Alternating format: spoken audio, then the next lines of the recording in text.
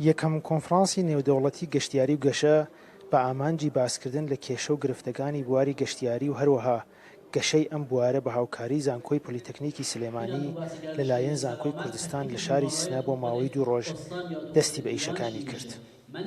لەم کۆنفرانسەدا کە ژمارەیەکی بەرچاو لە مامۆستایانی زانکۆ لە بەناوبانگترین زانکۆکانی ئێران و باشووری کوردستان بەشدارن، باس لە چەندین تەوەری گرنگی بواری گەشتیاری لەوانە ڕۆڵی گەشتیاری لە گەشەی دێهاتەکان، گەشتیاری تەندروستی، کاریگەری بواری گەشتیاری لەسەر گەشەی ئابووری، باسکردن لە ئەزموونە جیهانیەکان، کاریگەری گەمار و ئابووریەکان لەسەر کەرتی گەشتیاری و هەروەها لایەنە سەرنجڕاکێشەکانی گەشتیاری کوردستان و چەندین تەوەری دیکە باس دەکرێت.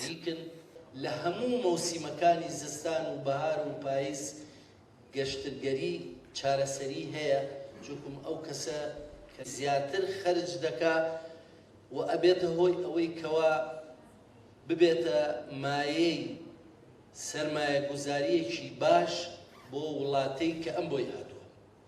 ئەوەی کە ئێمە بەدیمان کردووە و جۆمان لێ بۆ زۆرینەی خەڵک لە وڵاتی ئێمەوە دێن. زانکۆی کوردستان لە شاری سنەی ڕۆژهەڵات هەوڵدەدات لە ڕێگەی بەڕێوەبردننی کۆنفرانسی گەشتیاری و هەروەها کۆنفرانسە هاوشێوەکانیەوە ڕۆڵێکی زیاتر ببینێت لە پێشکەوتنی هەمەلایەنەی ناوچەکەدا و بۆ یەکەم هەنگاویش بە هاوکاری زانکۆی پۆلیتەکنیکی سلێمانی بواری گەشتیاری هەڵبژاردووە کە بوارێکی زۆر گرنگە لە دنیای ئیمڕۆدا و دەتوانێت لە ڕووی ئابووری و فەرهەنگی و هەموو بوارەکانی دیکەوە ڕۆڵێکی گرنگ ببینێت لە پێشکەوتنی هەر ناوچەیەکدا.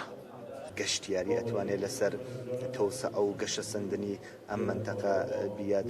خۆ هەروە کە زانین کوردستان بەگشتی ئوستانی کورسان و کوردستانی ئەودی و پۆتانسیەل و لەواقع زەرفەتی بۆ گەشتیاری زۆر زۆرە، چه گەشتیاری تەبیعی، چه گەشتیاری وەرزشی، چه گەشتیاری پزیشکی، چه گەشتیاری تجارەت و مەرز و هەموو بەشەکانی گەشتیاری پۆتانسیەلی هەیە کە ئەگەر بە سوورەتی علمی و ئەکادمی لەسەری کار بکرێت ئەتوانێت بەستەر و لەواقع بەستەری گەشە سندنی ئەو منتەقە چه لە بواری گەشە پێدانی پیشەسازی و داهاتی خەڵکی منتەقە بێت. لەبەر خاترەوە ئێمە ئەم کۆنفرانسمانە بە هاوبەشی لەگەر زانکۆی پۆلیتەکنیکی سلێمانی بەڕێوە بردووە. بەرپرسانی زانکۆی کوردستان هیوادارن ئاکامەکانی بەڕێوەچوونی ئەم کۆنفرانسە کاریگەری لەسەر بەرپرسان بێت بۆ گەشەی هەرچی زیاتری ئەم کەرتە و ڕاکێشانی زیاتری گەشتیار بۆ ناوچەکە. بەڕێوەچوونی کۆنفرانسی گەشە و گەشتیاری لە زانکۆی کوردستانی شاری سنەی ڕۆژهەڵات ئەتوانێت دەرفەتێکی زۆر گرنگ بێ بۆ گەشەی ئابووری ناوچەکە.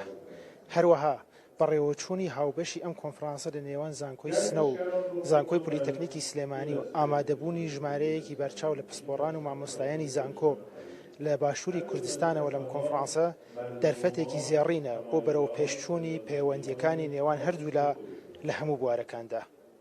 سامان سلێمانی، کورتسات نیوز، زانکۆی کوردستان، سنە.